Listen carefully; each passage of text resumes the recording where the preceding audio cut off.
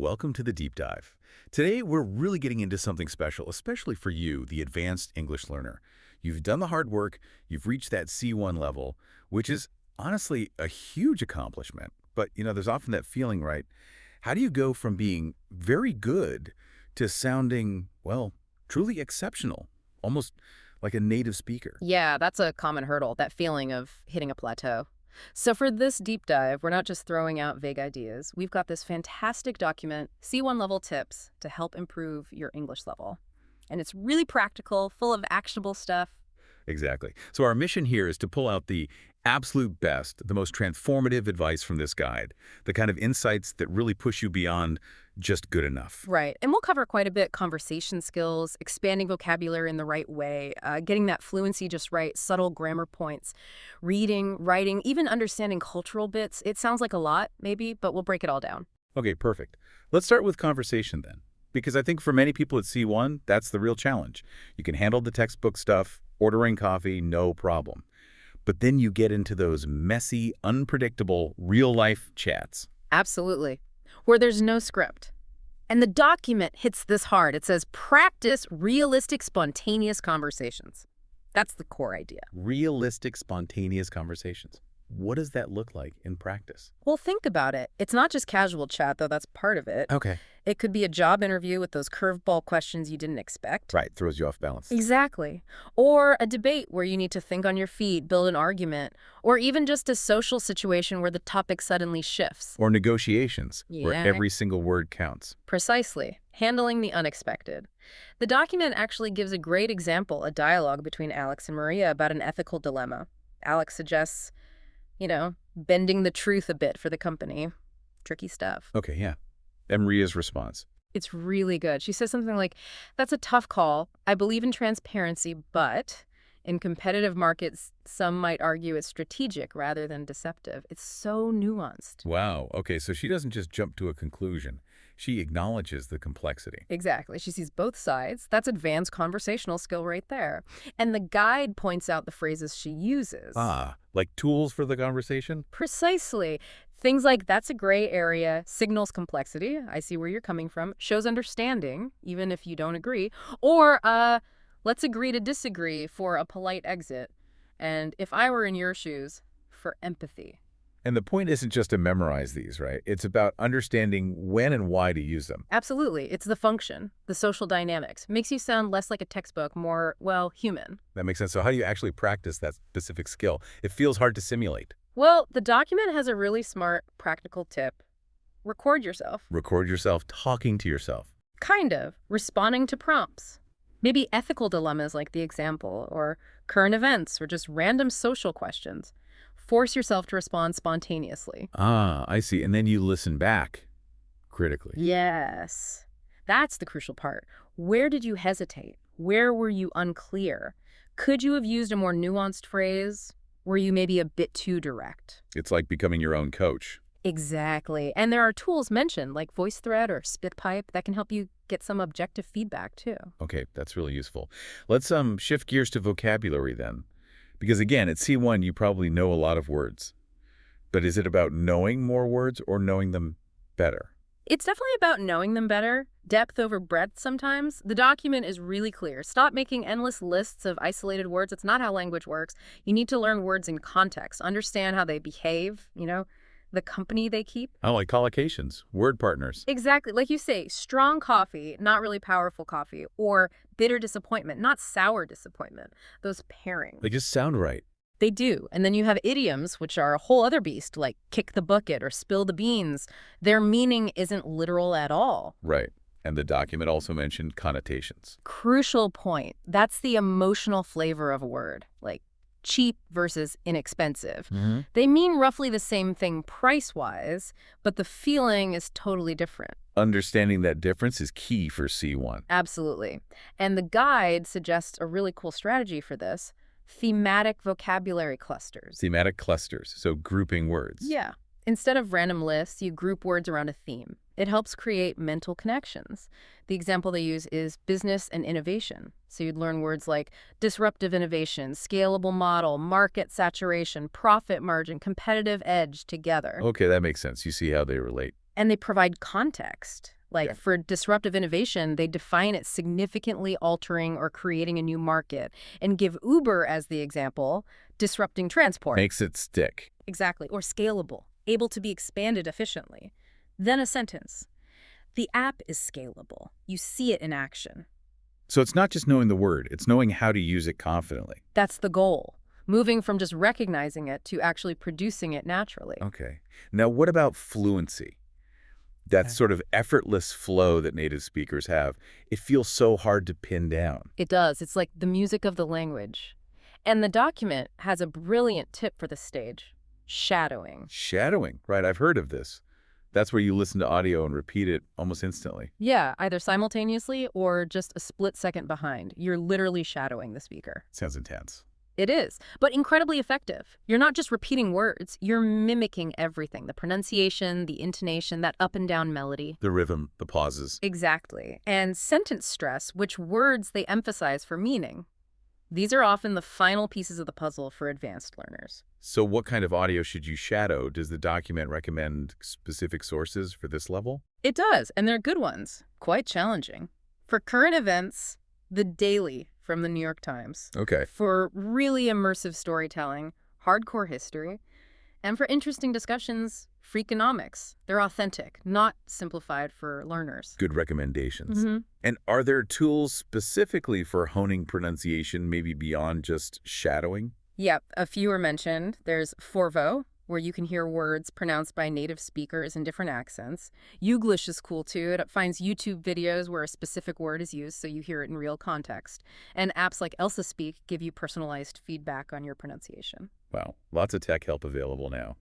Okay, let's tackle grammar. Now at C1, you probably know most of the basic rules. So the document talks about subtle structures. What does that mean? It means moving beyond the standard tenses and structures you learned earlier. It's about using more complex grammar to express really nuanced ideas, precision, and style. Can you give some examples of these subtle structures? Sure. The guide highlights a few important ones. First, mixed conditionals. These let you talk about hypothetical situations linking different times. Like, if I had taken the job past unreal, I would be living in New York now, present result. See, past and present combined. Ah, okay. Combining time frames. What else? Inversion for emphasis. Basically, flipping the normal word order to make a point stronger. Like instead of I have never seen verse, you say, never have I seen such an incredible performance. More dramatic. Right, sounds more formal or emphatic. Exactly. Then there are things like cleft sentences, ways to focus attention on one part of the sentence, and nominalization. Nominalization, turning verbs into nouns. Yeah, essentially. Making things more concise or formal. Instead of they decided to postpone, you might write the decision to postpone. It shifts the focus. So these aren't new rules exactly, but more sophisticated ways to use the grammar you might already know. Precisely. Expanding your toolkit for expression. More precision, more style. Got it. Okay, reading. Most C1 learners read a lot already, I assume. So what's the advice here? Just read more. Not just more, but more diversely. The document really pushes for diversification. Diversification, meaning different types of texts. Exactly. Don't just stick to novels or news articles you find easy. Push yourself. Try academic journals, opinion pieces, different genres of fiction, biographies, even legal texts or business reports if that's relevant to you. Expose yourself to different styles, different registers, different ways English is used. And is there a specific way to read these challenging texts? Yeah. Any strategies? Yes, the document outlines a really solid advanced reading strategy. It's about active reading. First, skim for the main idea, get the gist. Then, maybe scan for specific details if you need them. Crucially, highlight new words, but define them in context. Don't just make a list. And here's the key active part. Try to summarize each paragraph in your own words. That forces you to really process it. That summary step sounds like hard work, but really effective for comprehension. It really is. And for materials. What challenging stuff does it suggest? High-quality sources are recommended. Sapiens by Yuval Noah Harari gets a mention for its sophisticated language. Also articles from The Economist for that deep analysis, and essays from The New Yorker for really well-crafted writing, stuff that will push you. Excellent. Oh. Okay, let's talk writing. This often feels like the toughest mountain to climb. How do you refine writing at the C1 level? The core message from the document is pretty blunt. Edit. Edit ruthlessly. Ruthlessly. Yeah. Don't be precious about your first draft. Be willing to cut things, rewrite sentences, move paragraphs around. You need to be your own toughest critic. Okay, so self-editing is key. Yeah. What specific things should you look for when editing? Several things. Sentence variety is a big one. Avoid making all your sentences sound the same. Mix short and long, simple and complex. Also, pay close attention to your tone. Is it right for your audience? Your purpose? Formal? Informal? Make sure each paragraph has a clear topic sentence. And use linking words effectively, words like consequently, nonetheless, in contrast, to make your ideas flow smoothly. Right, those transition words are important. The document had a before and after example, didn't it? It did, and it's a great illustration. The before was something like, many people think social media is bad. It makes people feel sad. They compare themselves a lot. Simple, a bit choppy. Exactly. The after was much better. Social media can negatively impact mental health by encouraging constant comparison, which often leads to feelings of inadequacy and anxiety. Wow. Much clearer, more concise, better vocabulary, better structure. That's the C1 refinement process in action. It's about elevating the clarity and impact. Perfect example. Mm-mm. Okay, now for maybe the trickiest part, but also kind of the fun part, cultural fluency and idiomatic language. Ah, yes. This is where you really start sounding native. Understanding the stuff between the lines, the idioms, the jokes, sarcasm, proverbs, the cultural context.